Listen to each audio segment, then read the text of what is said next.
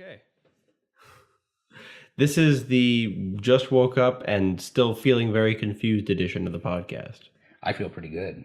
I don't know what it is, but like, if I didn't even really take a nap. I was laying down in bed. I was feeling pretty full from a meal.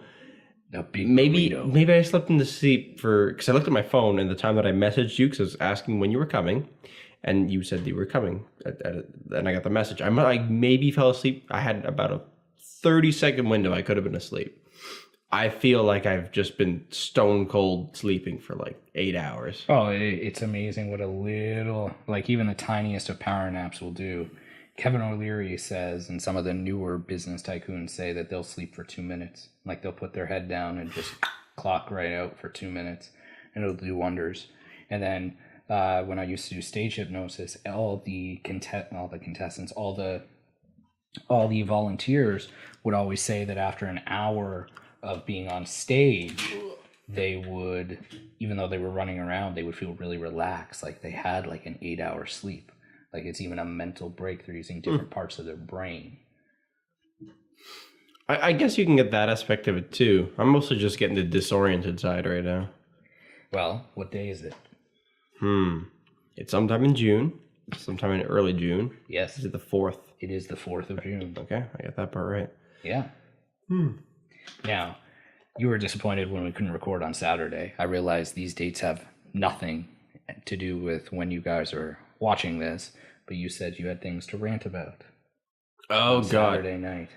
There's nothing better than a rant while you're tired. Okay, I feel like I should make an actual video about this because it could go like Facebook viral, but probably not.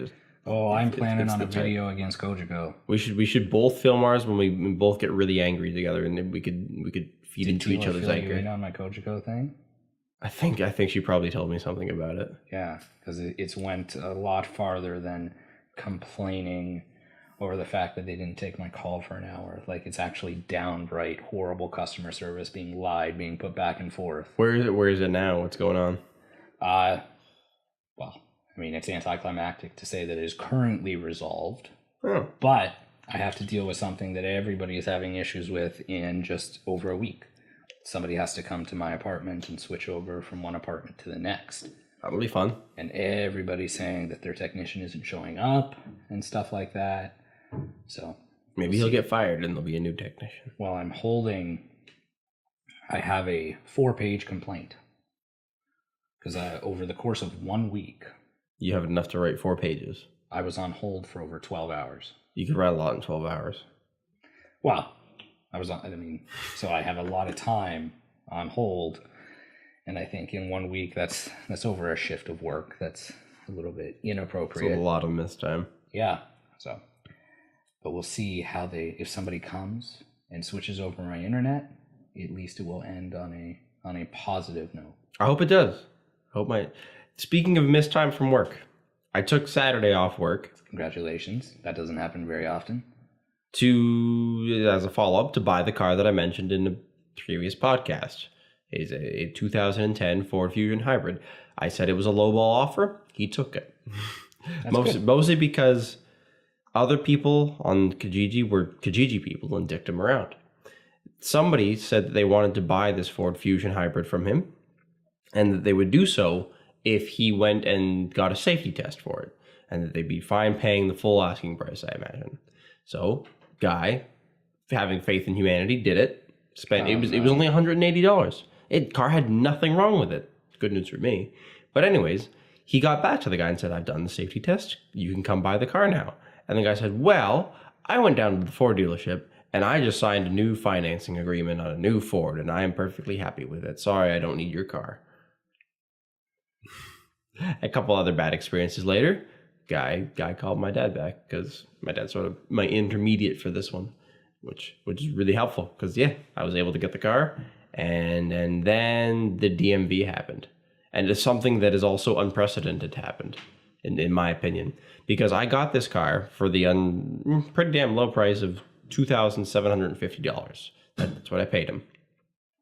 In Ontario, you have to pay taxes on the wholesale value of your car, which is just an appraised value of what it's used worth in the used market and all that stuff. And for the most part, it's usually pretty fair, in my opinion. For this car, because I got a good deal on it, because I was very conscious about what I was looking for, they said the wholesale value is going to be about $4,400. I got to pay taxes on that. Quite a bit more than what I paid, but whatever. I wasn't that upset about it. It was $27.50. Yeah, and I whatever paid. It was $600 in taxes. What that comes out to, and I was like, okay, fine, no big deal. I knew I was going to get dicked around a little bit. The government can have their money, and I'll get my car plated. It'll be fine. Went to a DMV. Okay, if there are American viewers, it's not actually the DMV. The DMV's in the States. It's what we call a DMV, it's a Service Ontario station, right? Nobody cares really. It's fancy. It's like our LCBOs. It's just a liquor store. That's true. It's a fancy name. So, got in line at a DMV before it opened. Standing up front of there, I think probably since 8:30, just to get in and when it opened at 9, because they opened up a little bit later. And there was a line of about 20 people, but I was at the front of it, so I was fine, and I was happy. So, doors open at 9 a.m., and of course not a second earlier. Get in there, immediately get served, which is nice. The lady seemed very nice. Everything went very well. She took my identification and went through all the processes. Everything was good. And then she said, oh, we have a problem. Oh, no.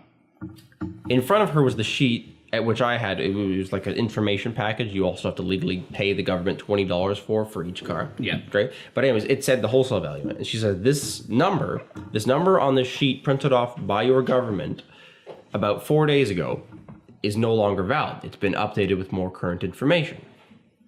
And I said, okay. And she said the value, the wholesale value of your car has gone up. And I'm like, that's very strange. And she's like, well, she's like, this has happened before though, recently. Like this has been happening. And I said, that's really weird because cars basically never appreciate in value unless they're collector's items of some kind. But especially new cars, right off the lot. Oh yeah. Such a big price jump. Yeah. Or price jump down. I was like, okay, I guess my car appreciated. That's great. I get to pay a little more tax. And then she said, yeah, it appreciated about $3,000.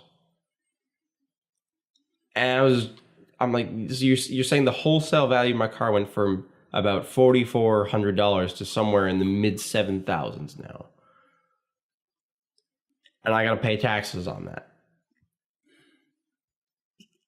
What the hell is going on? And here's the thing.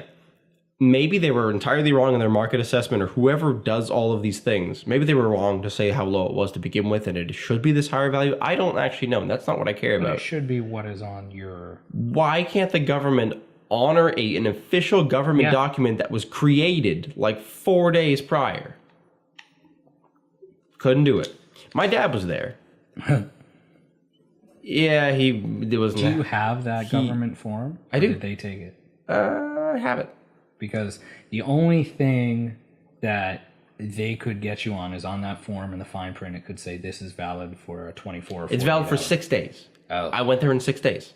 Okay. So yeah, they should have. Anyways. 100%. She gave me a phone number, but before she gave me the phone number, my dad, who was sitting down, overheard slightly what was going on. And I said, hey, get this or whatever. And then he proceeded to come up and was not happy and started yelling things about the government and all that, like people do in a DMV. And I had to tell my dad to leave because I was like, this is not going anywhere. But anyways, I got a phone number afterwards. So I'm going to be calling some kind of person that might be involved in drafting these if I can ever get a hold of them in the endless bureaucracy of our government. But I don't think that I'm going to get my money back. I already paid it. I don't care. I love the car. It's fine. Oh, it's a nice car. It's a very nice car. Well, heavy on the rust. And as we see, the Ford Fusions rust in the same places mostly. Yes. If you buy a Ford Fusion from anywhere from 2006 to 2012, when I think they redesigned it, you probably have rust on the upper left corner where the license plate is. You might have it on the sides of the doors, and you might have it above the windshield, in places. Mine has a lot on the doors. I got to feel the painful experience of scraping the paint off my car with a flathead screwdriver to expose the rust so I could treat it. That was kind of cringy, but I'll fix that up eventually and do some body work. Cool. Yeah. So not an overall great experience. DMV. Yeah. When you entirely expect it to be terrible, but then they still blow your mind of how terrible it can be. Well, that's a giant price jump, and that's incredible. They increased it how much? About $3,000. And it's just standard 13% tax? Yeah, I paid over $900 in taxes on a car that I actually paid $2,750 for to the person. And keep in mind that this appraisal has nothing to do with the amount of kilometers on the car or damages. This car had 217,000 kilometers on it. It's been pretty used, but it's in good shape. So I knew what I was looking for. I was happy with it. And the rust, but there's a little bit of body damage here and there, decreases the value of the car, in my opinion, significantly from that wholesale price. But they don't go by that, do they? No. That's it. That's annoying. They don't care. There's no... You could pay somebody a lot of money to assess the value of your car, and then they would have to honor that value, and you'd get to pay taxes on that. I'd probably end up paying the same amount. Really? An assessment would be $3,000? From somebody who knows cars and has the legal ability to assess I guess they would have to be... I wonder who does that around. They probably... I don't know. They might agree. I don't know. Because... I didn't hear it from an expert necessarily, but somebody said that they think that it would probably be about $1,500 in a body shop to get the rust fixed. I'm probably going to pay about $100 and learn how to use Bondo and do it myself and probably fuck up painting a car, but then I can just restart and do it again, but whatever. So, learn how to do that. I think when I got my Fusion, it was 5,550. Well, 5,500. Okay. And yours is a 2007, and when did you buy it? 2014. Oh. It's good value retention. And it's a good car. The mechanic that I was dealing with said that it was a good deal for what it was, and I really haven't had, outside of issues that always seem to be bigger than they are, and that whining noise that can't really seem to be. Yeah, your engine whines. Yeah. I don't know why. Maybe bad alternators is what everybody thinks, but who knows? But this year will be the year of upgrade, I feel. Yeah? Yep. What are you going to do with the car? You're going to scrap it? Trade it in? I will do what I feel is best, and I will donate it to Kidney Car. I was thinking in the back of my head, you might do that, but like, nah. Why wouldn't I? No, it's fair. It's tax fair. receipt. You get a tax. It's a financial decision, and it's helping kids with kidney problems. Which I have a personal connection to. It's true. So it's the perfect thing, I guess. Damn, I can't use your car as a parts car then. Well, I didn't think about that. I don't care. My brother now also has a Ford Fusion, and my mom might be getting one. They're good. Why cars. is everybody getting a Fusion? I don't know. I'm only getting one because it was the best deal on a freaking hybrid in all of the province. So kind of an accident, but yeah, got one anyways. Yep. I don't have a problem with mine at all. It's been good. It has served me well, and it'll continue to serve me well until it doesn't. Yeah, I mean, inevitably with that much kilometers on it, a lot of the parts of the suspension are probably pretty worn out. They might be heading to failure pretty soon. Which is why just but donating just seems... It's better. People can't complain if they got it for free. No. And I don't know what they do. I don't know if they have like probably a charitable mechanic and fix up, or they just use it for scrap parts for better cars. Like, I'm not sure what they're... I would imagine it's either mechanic fixes up to go back on road, or mechanic determines it is scrap and the car is scrapped, but not to put in new cars, but just sent to a wreckers. It's probably a minimum. I think it's like a minimum $300 tax receipt, because that's scrap value of most cars. Yeah. So, and they'll pick it up, take it away, not handle bad. everything, and even if they don't end up doing anything with it, I feel good. Do you have winter and summer tires? I do. I will buy your summer tires if you do that. Because I could use an extra set of rims. So the stock rims, they have hubcaps, or they're like the alloys, or... No, they're stock. They're stock. Just hubcaps. Okay, good enough. But I'll see. I who knows with what car I'll get next to. There's so many options, and we talk about cars more than we used to. We talk about cars. I love cars. And I have absolutely no goddamn idea about what I'm talking about. That's the thing. Whenever you start bringing up cars, it becomes hard. I want to learn more, and I feel like you're a good person to learn from. I started from watching Top Gear, which if you were a younger member of this audience, watch Top Gear. I watched it here and amazing. there. Now, if you start from like the first season of like the 2002 onward Top Gear and just stop whenever Jeremy Clarkson and Richard Hammond and all them take off because the show got canceled, and then brought back with different people. But yeah, no, it is fantastic. Just British humor at its best with cars. And then by the end of it, you will probably be able to name tons of cars that are not so much on the road anymore. Well, I guess the new ones. In the newer episodes, they're still modern cars. But yeah. That it started my love of just knowing everything that's out there kind of thing. Because they feature, obviously, sports cars, but they feature everyday kind of cars too. Now, your car, when we looked at it on Friday or Saturday, Yeah. it had a check engine light on. It doesn't anymore. I don't know. My Impala would do this too. And then, of course, I never had a computer in time to check it. My dad gave me a computer, but then the check engine light wouldn't come on for 2 months, and I'd give it back, and it'd come on for a day, and then it would go away. So I don't know. My Chevy Optra, the check engine light would come on occasionally because there was a crack of some sort in my fuel cap. And it would... That'll do it. I don't have a fuel cap, so You don't have a fuel cap? It's a capless system. Oh, nice. A lot of cars have them. I kind of like it. Mine doesn't. No, It has a cap. I had somebody steal my cap once. probably because they lost their cap. Probably. Yeah.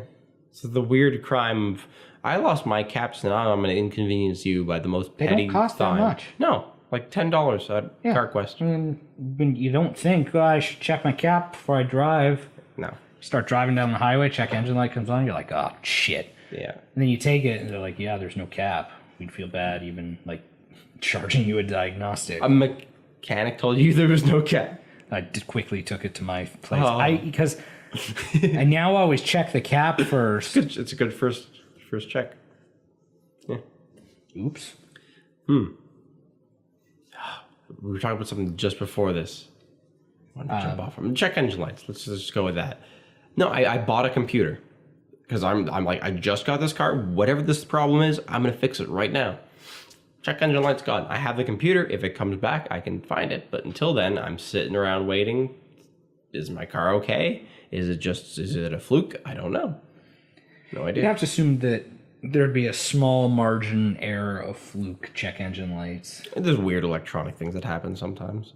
And again, my Impala did it like occasionally, and I drove that car for like 70,000 kilometers. So And you're still dealing with a car that's at this point 8 years old. Like, it may have a slight issue that causes it to go on and off occasionally, but it's probably no big deal. If it's anything, I'll replace the sensor. I'll do whatever. I'm not too worried about it. Also, I thought my car was gonna explode because it has I didn't realize this, but it has a reversing alert system. I don't know what it's called. But basically a backup guide thing. It beeps at the distance intervals from the objects behind you because it doesn't have a reverse camera, but it has sensors. So you were reversing and all of a sudden going beep, beep. But it wasn't quite like that because I wasn't expecting it. So I was just pulling in quick because I was confident of where I was going. And it got really quickly. It just like beep, and then it would just beep, a solid beep. And I was like, what is going on? And then This car will detonate in 5. I slowly came to the realization that that's what it could have been. And then I practiced to see how close I can get before it's a solid beep. Turns out I can get within about 6 or 7 inches of a car behind me if I leave it to the solid beep and then stop. So it's a good system for knowing exactly how far away you are and how close you could park to things. It's pretty good idea. Probably why they put it there. Probably. Yeah. No, cars are, as much as people say cars don't last like they used to, they are beautiful. It's a weird idea. Well, people really say that though? 'Cause People generalize. It's strange because if they did, would you see a bunch of 70s cars on the road? You don't? Oh, they probably didn't last that long, did they? They probably all rusted out and were too expensive to fix, and nobody bothered, and they ended up at the wreckers, or somebody crashed them. I think cars definitely are built better, but they're They also run the issue that now most mechanics also have to know something, a thing or two about computers as well. The newer ones are all computerized. My mechanic retrofitted so he can completely service. There's a company in St. Catharines that drives solely electric vehicles, and he won their contract. Who's this company? What vehicles? I can't remember. Just electric vehicles. That's not a lot of options. Well, they like all their delivery drivers and service technicians drive electric.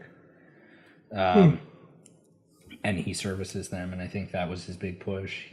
They said, if you can do it, the contract. So Cool. yeah. I, again, going a little meta, but I'm just curious about what your opinion would be. I'm not going to explain it because I don't want to give it away. Okay. But I found, as I've been packing up, the first video project I ever worked on. Okay. Okay? And it's not good, but it's also not cinematic. It was purely educational. When I was in high school, I'm sure like a lot of creative people, when we were doing projects, I'd get bored listening to the other people's projects. And it was in career class where after 2 days of listening to the same friggin' careers, I want to be a police officer, I'm going to make this amount, I got to school for this. I'm like, this is friggin' boring. So the day before I was supposed to present, I went to my teacher. I'm like, can I go last? Like, I realized it was picked and I'm not last, but can I have an extra day? Because I want to kind of retrofit my project. I want to do it as a video. And don't forget, this is back in like 2007, 2008. That'd be pretty impressive to have a video. So she said, sure. Nice. I went home, I wrote a script, and I shot it. And I didn't know what the hell I was doing, but I knew that it was something that I wanted to do. It was kind of like a skit type video. And, next day, still worked on it, presented it. I was friggin' sweating because people were laughing, and it took a lot to realize that they're laughing at the video, not necessarily laughing at me. But then again, it was high school, so sometimes they might actually be laughing at me. But then again, that's okay.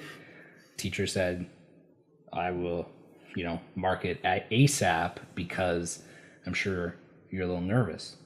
Come see me at the end of the day. At the end of the day, I go back to her classroom, and she's watching the video again. And I'm thinking, oh God, I don't know. And she looked at me and she's like, well, after evaluating, I'm not 100% sure. And she was bluffing. I got 100% on it. And she, nice. up until a few years ago, from what I can confirm, it was still used as an example. That's so good then. Yeah. Yeah. And then when we I switched... want to watch this now. Okay. Do you want to do it next week or do you want to do it this week? I have it this week. I have it already. I watched it this week, yeah. Okay. Well, we can do our magic little, clap and have it set up and ready to go. If you want to do it that way, have it on my laptop. Okay. If you want to take a pause. We're going to watch a thing right now. Can they watch the thing? Yeah, it's educational, right? I did Yeah. it for education, so there's copyright material, but I'm not worried about that. So We're not getting paid for this. It's fine. I'll do a 3-way kind of video so they can see it and we can comment on it. So give a little clap. Let's do it. And we'll be back. Love the 4x3. This is a DVD. very strange menu. I don't remember what I did. This was 10, There's probably some proprietary software that made you set up a DVD menu. 11, maybe, I don't know. This is going on 11 years old. Okay. Good sound. Okay.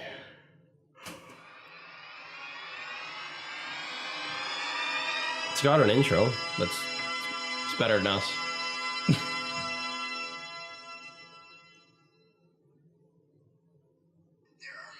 Did you shoot this? No. Oh, okay. I didn't have a professional microphone back then. Your voice still sounds very similar to when you were a high school student. That was on the internet back then, that image, yeah. Still is. That's a very glaring look at baby Hitler. Again, baby Hitler. Pacing was an issue. But I would say editing software might be partly to blame. I haven't watched this in years. I'm embarrassed. I'm getting sweaty. A lot of these things are way too long Yep. between your vocal cuts. Yep. I know. But don't worry. I appear soon. Yeah, this is definitely copyrighted music. Or perhaps one of you want to work for the government. Ugh.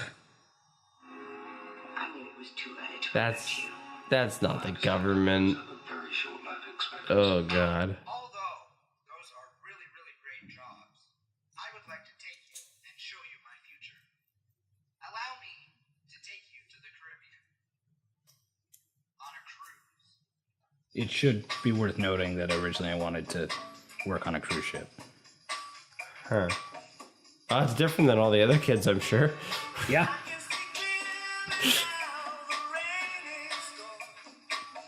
So this is before I knew how to screen grab. So this was a recording of a cruise DVD from the cruise I went on, but I recorded it with my camera off the computer screen.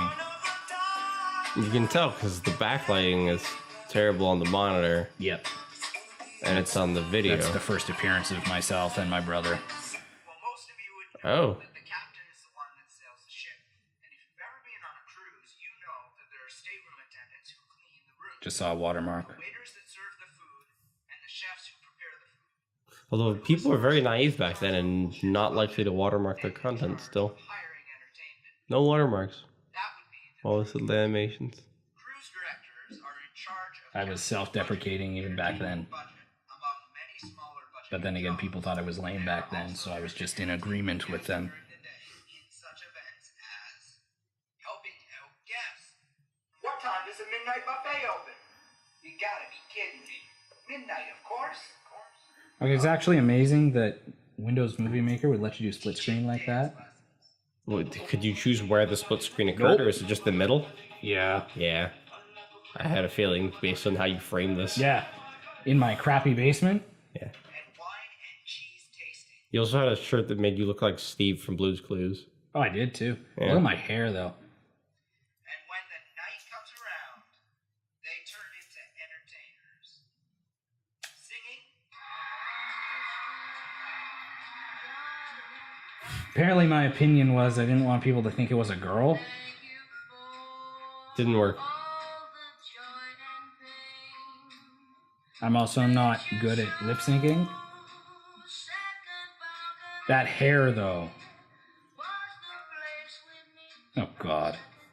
And yes, I'm considerably skinnier. Doing magic. I don't understand why a floating South Park character is magic. Obviously, there's no strings. It's a animated character. This Could've- got 100%. You could have done like a Saw trick one, because Yeah. then it could be an animated Saw on an animated person. Yep. Okay, move on. Oh, God. Long cuts. And comedy. I saw the blue flash. Then the plumber says, I'm just here to unclog your toilet. Who was that an impression of? I don't know. That was like Crocodile And Dundee. quite possibly if he was a providing plumber. amazing Broadway shows. What? Broadway shows?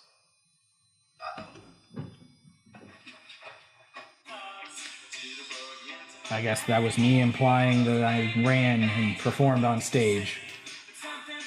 By the flaming heterosexual George Michael. So heterosexual.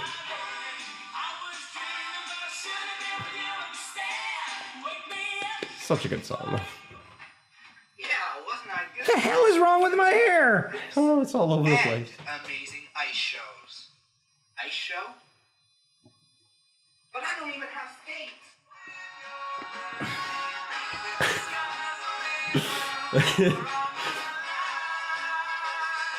The content used for the editing is quite funny. So how We much should, like, does a remake director this. make? I was just thinking about that. We could do it so much better. You can make about $3,800 per month. But with a little bit more experience, you can earn up to $7,000 per month. That's quite a bit more. That's a lot of money. But wait, there's more. People Well, you're who also work one of the on higher don't have to ranked. pay room and board. So the $7,000 Why mop $3,800 hair? per month.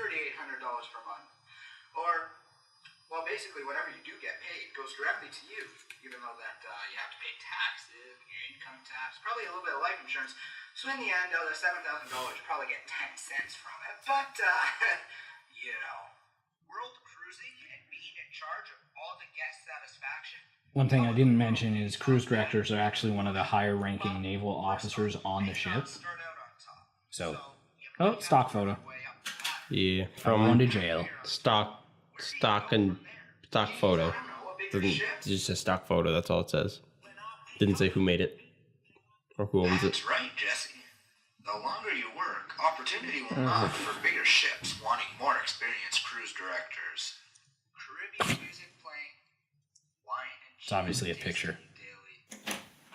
Keeping budget of millions of dollars of ship funds. Is there anything that could possibly get you down? No, I really don't think so. Really? We'll try 6 to 7 days a week. 8 to 12 hours a day. Up to Sounds like a 6 real job. months at a time. Just Yeah. think about it. 6 months at a time. We get to do it our whole lives. Just keep going. Wait, golly. Listen, I'm just really sorry. That sounds really tiring. Okay. School That was always interesting gets text you down. Yep. animation. I didn't know you could do that. You need a whopping 12 years in college. What? That doesn't sound accurate. Just To, kidding. In to fact, it's only a okay. 2-year program. I was gonna say. 2 years? Guess that isn't bad. No, it really isn't. In fact, there's a college in Toronto. The name of the college That is was a Northern bad College. cut in. Taking a hospitality course, which includes Ah. math and guest services. You'd also be learning about traveling and entertainment. The tuition per year is It's a 12-year college program. roughly. And the only two. prerequisitions are University English and University of Math. That, Okay, all computer effects and corny effects aside, we need to really hurry up. I only have 2 minutes left. The pros of the job are traveling. That makes a timed presentation easier if you could record it, doesn't it? yeah. That's cheating almost. And you don't have to perform in front of people, right? It's not cheating. You found the color shift effect. Yes. It's not cheating when you think about the industry I was going into, because if you have to shoot a 29-minute TV show, you have to make it 29 minutes. It's true. It's a long way from home sometimes. And it's also a long time away from home as you're gone for up to 6 My months. voice keeps cracking. Rough weather can It's a also. long way from home sometimes. And even though that I said a pro was counting the money, that is a lot of money to count. That could be a con depending on who you are. Who cares about the money that you're counting Well, from that's other public people? Speaking, accounting, being a people person, and hopefully being able to easily persuade people. Hey, wait a minute. Being persuasive isn't important. Yes, it is. No, it isn't. Yes, it is. You have no, a- it isn't. Yes, it is. Oh, A Woody okay. doll. Hey, actually, while you're here, I still have it. in the next 10 Nice. years, It's probably worth money. ships will be added to the already overflowing, that's funny, it's corny, roster of ships. With these extra 30, it will cost well over $3 billion. I think I'm lip syncing, but I don't know why. Want to get a hospitality? I don't think so. Don't know. probably just out of if you wanna work sync. on a ship? Well, most ships And also, I like that you film this everywhere in your house, basically. on their ship to test to see if they would Why? It's you didn't just sit down in one location to film it. directors or whatever. Wow, I'll tell you a story It's fun. after. Now, given the fact that in the next 10 years, It's very long. ships are going to be built, and within those 30 new ships, each ship is going to have Pacing was an issue. 1,000 rooms. That's 90,000 new ship staterooms within the next That's true, and it has kind of grown at that. ships. And you would think, well, because that's a lot of ships, that's a lot of rooms, and I've never been on a cruise. Well, I mean, I have, but you probably maybe haven't. Oh, God. How are they going to fill it all? Very condescending. No kidding! Even though that ships are more kid-friendly now, older people still come on it. And, well, that's why. The baby boomers are retiring and spending money on recreation. People keep talking about the baby boomers are doing this, they're doing that. They I don't have been know. for at least 11 years. I know, right? I don't know. I've been hearing it since I was a kid. Baby boomers are all gonna die, and you're gonna get their jobs. They're retiring and going on cruises. Yeah. My interests. Which Your maybe interests? some of them. Your interests. Oh, they include watching movies, Yep. filmmaking, Yep. and most things along that line. Yep. My hobbies include writing, reading, filmmaking, magic, Yeah. and hypnosis, not to mention a few other things on the side. I personally value an honest person, preferably an honest boss, if there actually is one. I don't think there is. My teachers are my main mentors. Like, I mean, I have my family. Oh, that's mentors. flattery. I guess my priest could be considered a mentor. Wow, going back a little Teachers bit. I spend so much time with, so Well, they really do have an effect on the way I live. My personal characteristics. Might have been that well, Catholic I guilt try seeping to be in. funny. You Yeah. may not think I'm funny, but I try. I would consider myself being a friendly Am I guy. crying? Like, what the hell's A going on? person, which is why I think being a cruise director would be good for me, because Let's wrap this thing up. and my learning style is mostly visual. Like, I mean, That makes no sense. I listen to. I'm not as much a hands-on guy, but yeah, I'd say it's mostly visual. Success to me is a hard thing to define. Some people might consider success as making 6 or more digits a year in a career. Six digits, not figures. Like, we all define success differently, and I think we all know that. Oh, the big summary. Success as Do we all know that though? even out your work life and your home. Success does Still haven't figured that one out. I don't know if I want to reshoot this now. Yeah, I don't. No. Either.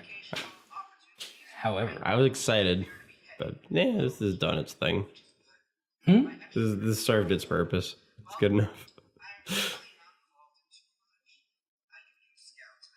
You do scouts. I do scouts. I do attend scouts for. I mean, I don't now, but that would have been a better way of saying it. In case past Jesse somehow ever travels to the future and sees this podcast.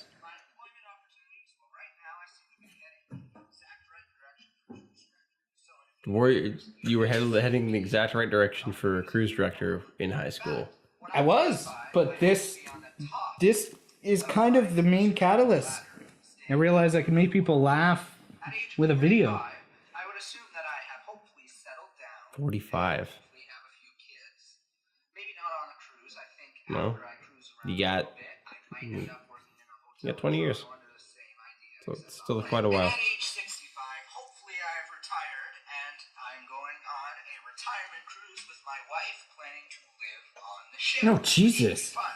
Now at this time, I would like to thank Better you, tell and Melissa. hopefully you have enjoyed my presentation. She's I know not too it went a keen little on the bit whole longer cruising than what thing. Mrs. Fleet wanted, but Just said you hope everybody enjoys the presentation, but you're still talking. make it more entertaining for you.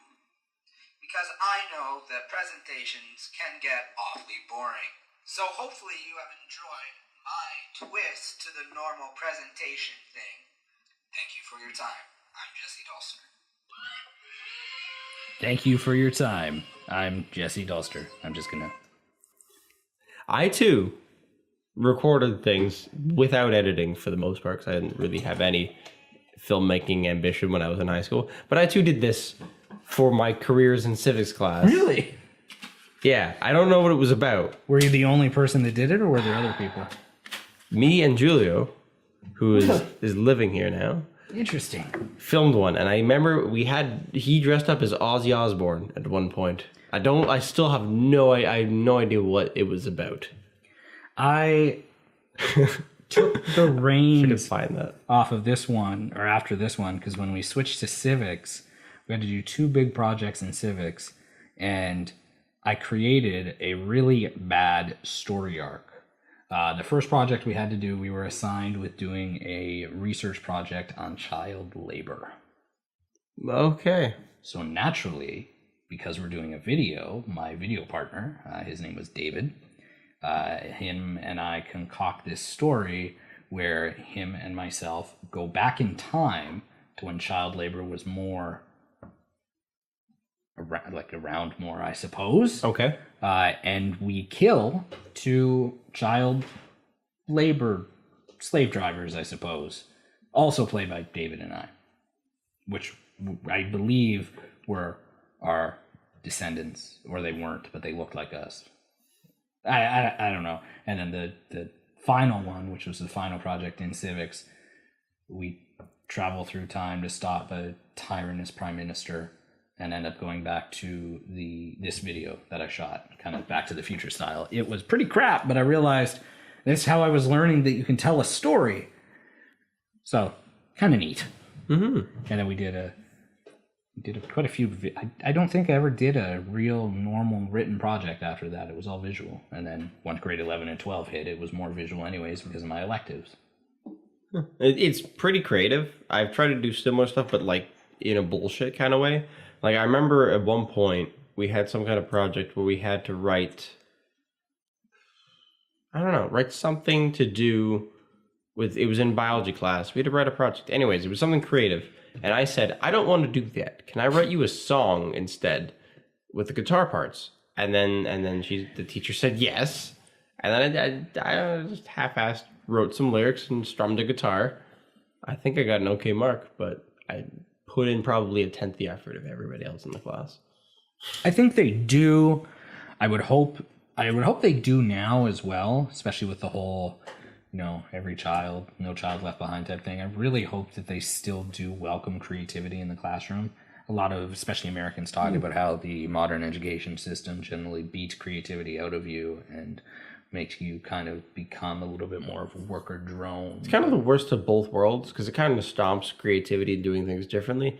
But at the same time, the subjectivity in the way that it's graded still, because you need sort of a non-subjective system to effectively grade certain things, doesn't really work. Like I do remember an instance of reading a really, really large book in the 5th grade. It was like a 500-page book, and I was a 5th grader. And I don't know, it was pretty hard for me to read. Like, I don't know, maybe reading comprehension wasn't at the same level as everybody else, but like I took forever to do it. Made a book report that was like a presentation to the class. I think I failed. I was so lazy as a student that when I moved to a new school in grade 6 and we did the same kind of thing, and I just recycled it. I got an A. Same project.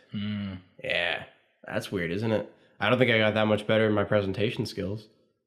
I highly doubt it. Well, I think it sucks, but I think some teachers are prejudiced slightly, or they do play favorites, or they'll mark you in other aspects as well. I remember, and this is obviously horrible, and we'll call it a character defect of my younger self, but my math teacher, I won't go into what year because it spanned over a few years, so it's not targeting. I'm not even sure if she's still around. I hope she is. She was very nice, but I was in my conniving kind of learning that you can manipulate the system if given the chance. Yes. And the math teacher knew my parents, went to the same church. Okay. And she knew that my brother was back in the hospital because he had a kidney transplant that was going through some issues where the kidney might reject. I don't know if it did reject then. It might have been at that point where it rejected. I can't remember. But he was in and out of the hospital. So while it was true that I spent a lot more time going back and forth between my house and the hospital, she was like, if you need to take some time, don't worry about the math homework. Not only did I take time, but the final result of the math class, she lowered the impact of the final math exam because I did so horribly, so I still got like a 70. Wow. She was a saint. And how'd that work for the future? You ever have to take math again? I took math all the way. It's weird as it was. I did take math all the way through, but after that year I switched down to applied math instead of academic. So she was a saint, and technically, while I did, as I said, manipulate the system a little bit more, I was spending time with my brother, and looking back, it was time that I can't get back with him. So I feel bad. That's probably the only academic dishonest thing I did. Probably did way too many to remember, but I can't remember any right now. So I remember we were in a media course, kind of up my alley, where we watch different forms of medium and deconstruct them. Okay. And one of the things we had to watch was Psycho. And one of fantastic movie. One of the jerk jocks in the class fell asleep after. Which scene? Oh, he fell asleep. I can't remember. He fell asleep early on. Okay, that's where you would fall asleep. Yeah, it builds up but that's where you fall asleep. So you may know that there's a shower scene in Psycho. Spoiler alert. But Famous. if you don't know how the movie plays out and you're honest to God asleep, you may never know. So after the movie is done, lights come on, he wakes up, and we have to write a report on what we just saw. He asked me because I found my old high school yearbook and I was voted most likely to be the next film critic. Turns out in college I did have the radio show, so they weren't wrong, but I never understood why it wasn't film director, but I would have been further off from here anyways. He asked me, he was like, what's the symbolism here? And I can't remember what it was, but I flat out lied to him. I came up with a bullshit symbolism. I'm like, well, this scene means, la-da-da-da-da, and he wrote it down. He was like, thanks. And he failed that project. And he laughed about it later, but I feel bad. But he fell asleep, so he gets what he deserves. What was your answer for the symbolism? And I can't remember what the question was. Don't trust dudes that are, what do they call them, a transvestite or transsexual? I don't know. They use the wrong word in modern terms for what he had. Pretty much all of the psychological disorder stuff was wrong, but it was still pretty good movie. Well, the Psycho was good. Psycho 2, which very few people know that exists. Did Alfred Hitchcock do it? No. Then I don't want to see it. It is surprisingly good. Okay. Psycho 3 and 4, not good. But if you didn't know 2 it's a movie existed, that doesn't need a sequel. No, but they do it in a way because Norman gets out. Why? He can't murdered remember. people. I saw it once. Okay. So, yeah, Psycho 2. And then that weird Psycho remake in 1998 with Vince Vaughn as Norman Bates, which was a weird experiment. Let's make it color, and let's spend a ton of money remaking shot for shot the original Psycho. Seems pointless. It was, and it's not good. The only thing they changed is, there's a subtlety to film. It's left up to the viewer's interpretation. In the original Psycho, when Norman's staring at the victim, his first victim, the female, he's looking through the people, and you're allowed to kind of guess. He's just peeping. Yes, she's naked. That she's naked, la-da-da-da-da. In the 1998 remake, he is very, very clearly masturbating. Huh. You can hear him moaning, and there's movement and rustling, so... Kind of unnecessary, but yeah. Yes, very. There goes the subtlety of the old times. Yes, but if you want a good movie about making Psycho, Hitchcock, which came out in 2012, 2013. Very, very, very good movie.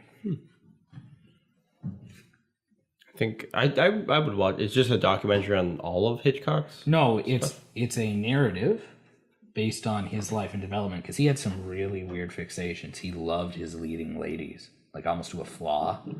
And a lot of people sometimes say that the way that he shot the movies, the way that he treated the actresses, was a little bit more, there was kind of a dom and submissive type situation there. So they bring that to light. But another good movie about filmmaking is Ed Wood, starring Johnny Depp. Have you seen it? I have not. It's a really good movie. If you don't mind the fact that you're watching a movie about some of the worst movies ever made. That sounds fun. Oh, he does such a good job, because Ed Wood was a horrible movie director, and he was a crossdresser, and he would quite often direct movies because he felt more comfortable directing in women's clothing, and Johnny Depp nails it. It's right up there with The Disaster Artist as it sounds it's the same concept. Yeah, pretty much. passion projects that never pan out, but there's just this unbelievable passion. He ended up getting a movie funded by getting the entire crew baptized because the church paid for it. That's awesome. Yeah, That's kind of awesome. It's a neat trick. I feel like we might see more movies like The Disaster Artist coming out, and I don't really know what they would pick on. But it really it was quite successful, I guess. And then we went to we went to a very nice screening of it. Yeah, it was like an art community gathering just to watch this movie that for some reason wasn't in any of our theaters. did you know, because they didn't play it or we left too soon, that they Avengers or Marvel did, there was a bonus end credit scene. Oh. Because the credits rolled when they compare scenes from The Disaster Artist in The Room. Yeah. But there's an end credit scene where James Franco meets Tommy Wiseau, the actual Tommy Wiseau. And what did they have? What happened? They're just talking back and forth. There's banter. Like it's nothing super crazy, but it's funny.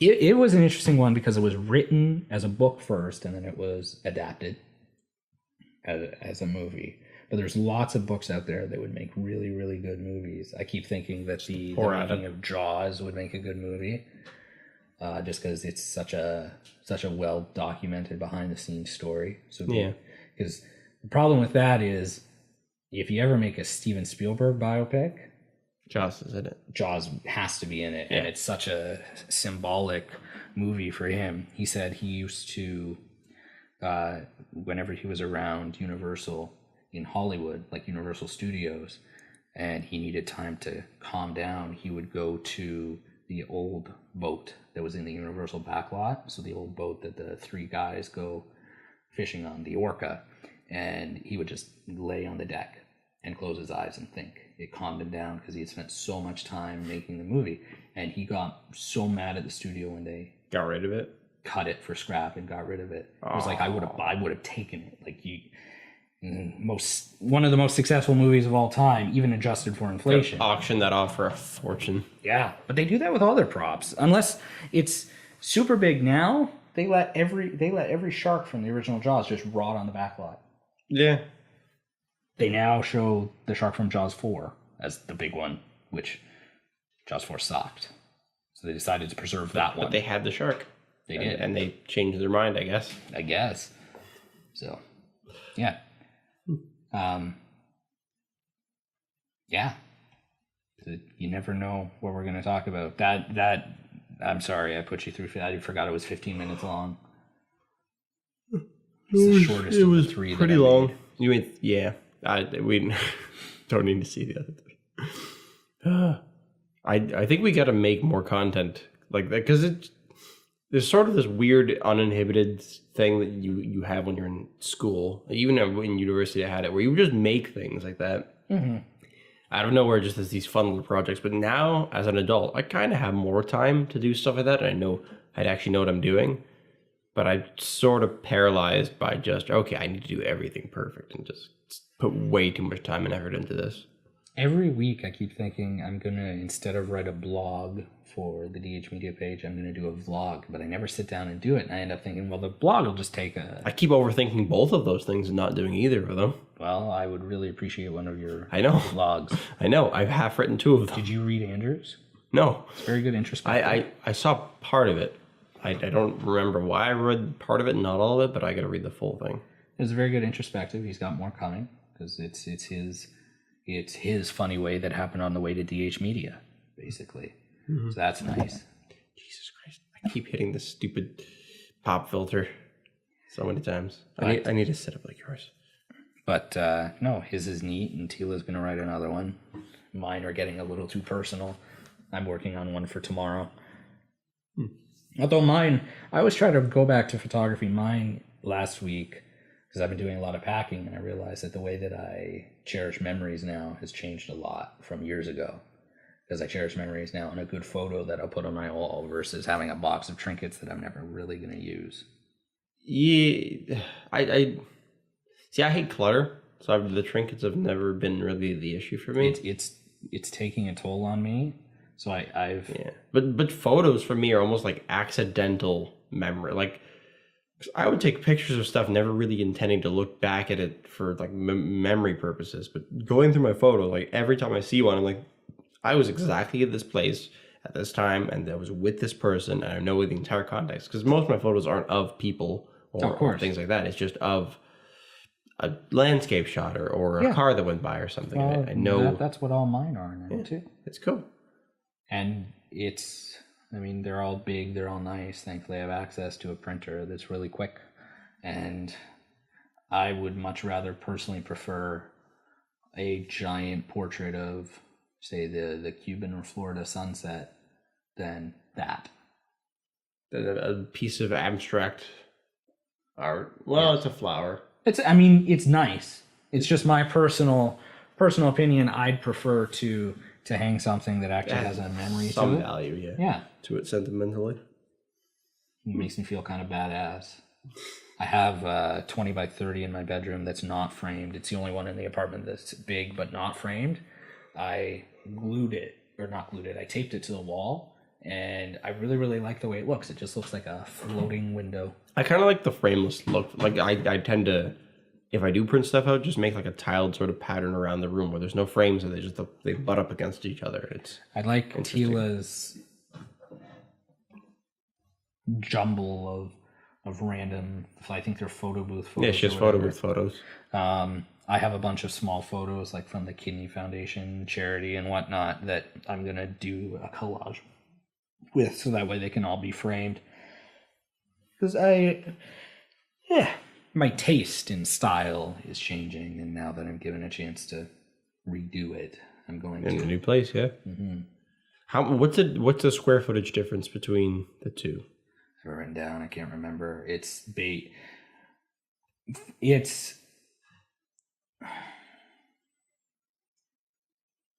It has an extra bedroom, yep. but that's not necessarily extra space that you can use. No. So, Well, is there much of that? I mean, really, at the end of the day, right now, the extra bedroom compared to the way that I'm living with Justin in the dining room is a ton of extra space that I can use. I guess, yeah. So based on that factor alone, yeah. Balcony's the same size. You don't have to worry about the balcony. A little bit more open concept, but I have it written down. It's not a giant jump. The extra bedroom's a big chunk of the Yes, because that's like two the rooms. extra space. Yeah. But it'll be nice. And apparently he just, the guy who's still renovating, he just texted me and he said, you're getting extra pantry space. We had to increase the size of the pantry slightly, which is fine because the way that it's built, the pantry is just in a hallway. It can't be used for anything. So I've now thought of something that I can't believe I didn't think about till now. Teal and I went out to look at houses on Sunday with a real estate agent. And we are looking in the category of under $200,000 if possible, but look for stuff that's a little bit more if necessary, if it's worth it. And in the Niagara region. And there are some weird houses. The only one that we liked, and the funny thing is we liked it, had this really weird quirk where you pretty much anybody's been in probably a loft where you have it's a 1.5 story, they call it. You have your main floor, and if you walk upstairs, you can go up. It's kind of like an attic space, but it's still pretty open, right? And you would have, instead of having full height ceilings, you'd have ones that come down on the sides because they follow the slope of the roof. Fine. The one we went to go look at had a loft, but I want to say that the roof was built inside the house almost. And what I mean by saying that is roofs have their valleys and their peaks and all these things and all these different features. And in a loft, you tend to only see where the peak must be at the top somewhere. And then you see that it slopes down. There's no valleys. It's just like a flat facing roof on either side. In this house, when you walked up the stairs, the moment you got to the peak of the stairs, the ceiling was now at about your nose level. You'd hit your face square on it, even if you were a short person. So you duck underneath it, and you get into the space, and then maybe it's like a 7.5 foot ceiling, but you can see the individual valleys of the roof, and there's all these weird structures inside the house. There's no area of that entire loft that's flat on the top. It's insane. And then I walked, because it's also a very short roof. There's an attic hatch, and I opened it, and dust fell everywhere. I got dust in my eyes. But then I looked up, and there's 3 feet of space between the ceiling and the roof itself. And I'm just thinking, who did they design the floor in too short and just were like, well, now the roof is in the house? I don't know what happened. Tila and I like it because we're gonna renovate the hell out of this thing anyways. We want to fix her upper.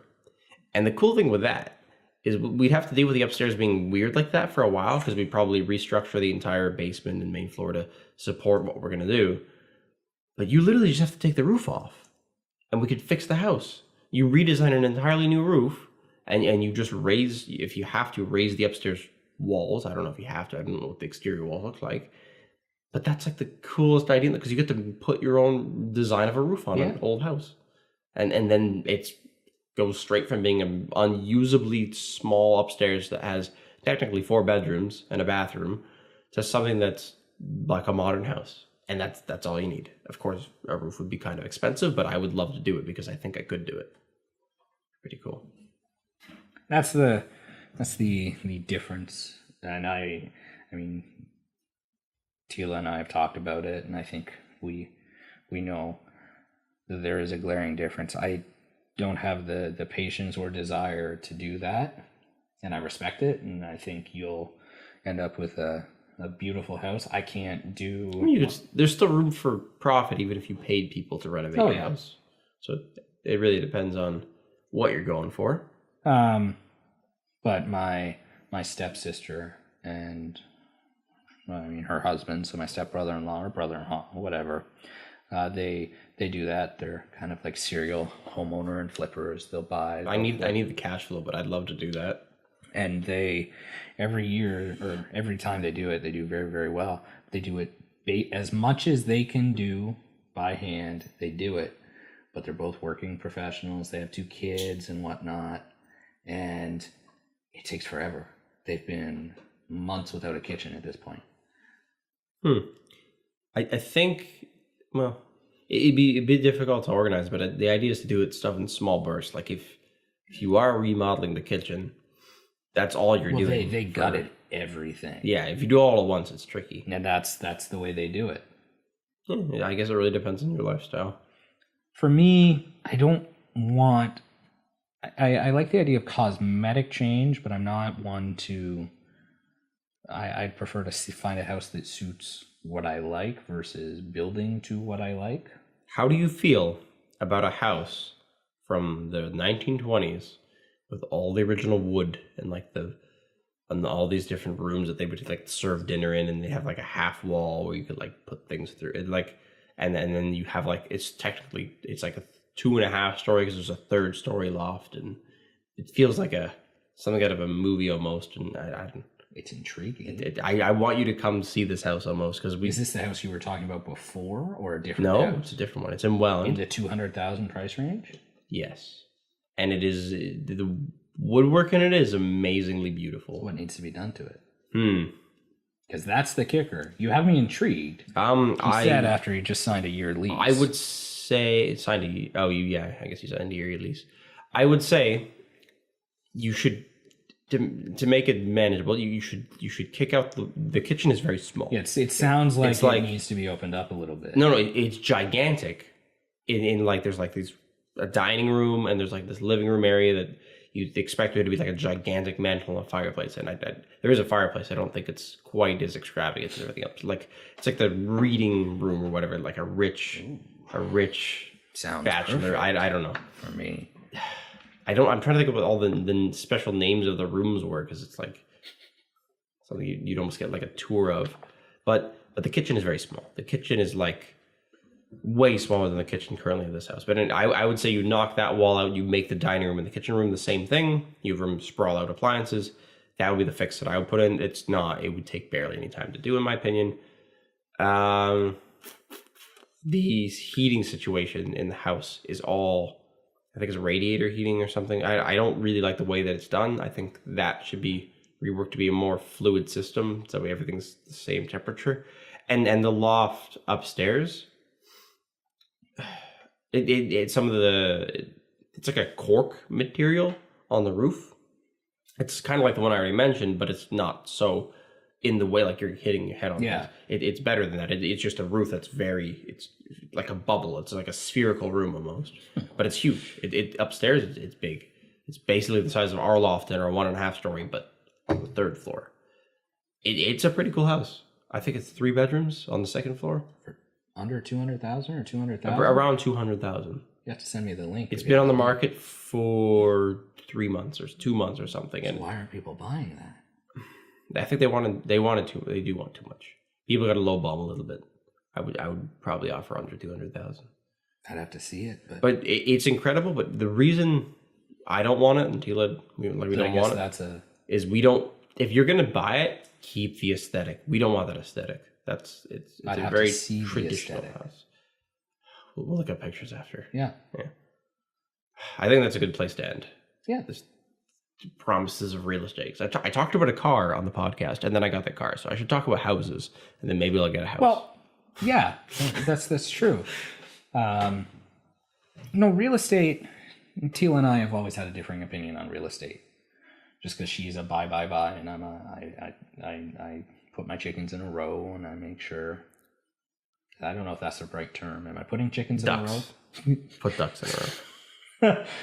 I'm putting No, my, it's the argument between an asset and something that's costing you money, which a house is costing you money yeah. for the most part, unless you make it a business. And it costs you money until the moment that you can get that money back and make money. But Yeah. Or, I mean, once it's entirely yours, even then you're still, I don't know. there's burdens associated with it and keeping you in places and stuff like that.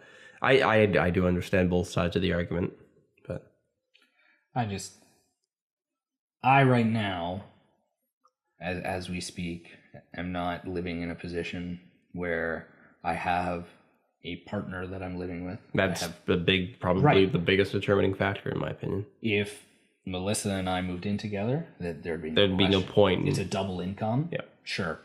Technically, because Justin's with me, there's a double income, but him and I have different financial goals. Yes. And where, yes, theoretically I could buy a house and he'd be a tenant in the house. I just don't want that. Right now we're on equal terms. I don't want him thinking, hey, I'm paying your mortgage there, buddy. So it's an equal thing. And also, I'm not getting the amount that houses. I don't think houses are going to continue to skyrocket like they have been. No, the market's definitely being Yeah. more reasonable now and as for buyers. and the idea that there's a $200,000 house that's traditional that's been on the market for 3 months. Undoubtedly, it has some things you should redo, certain electrical things and things Well, here and there. I do have handy people around me. Yeah.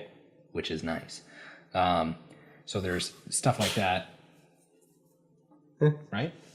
But 200,000, there's always going to be $200,000 houses. There's always going to be $250,000 houses. There's not your traditional starter home, which years ago used to be like these cookie cutter plots of land. Like I remember hearing stories about how Silicon Valley got started, and it was just these home developers that would build just affordable housing. They'd all look the same. They'll be basic, but that's where all the developers would come in. Those don't exist anymore.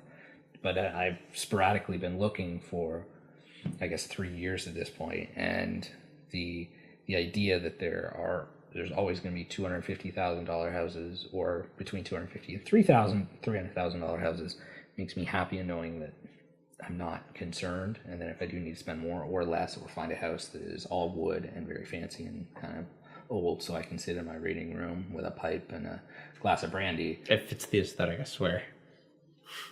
with my fancy China brandy glasses.